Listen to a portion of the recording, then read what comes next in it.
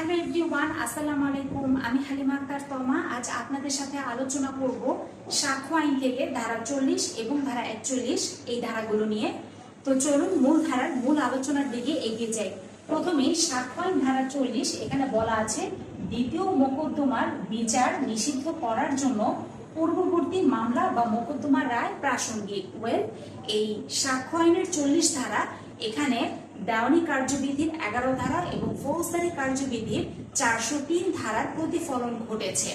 তো দেওয়ানি কার্যবিধির 11 ধারায় বলা আছে রেস জুডিকাটা বা দোবারা দোষ, এবং ফৌজদারি কার্যবিধির 403 ধারায় বলা আছে ডাবল জিওপার্ডি বা দোবারা সাজা। আচ্ছা, এই দোবারা দোষ বা দোবারা সাজার বিষয়টা হলো যে কোনো পক্ষের মধ্যে এক পক্ষ অপর পক্ষ দুপক্ষ মিলে যখন এটি মামলা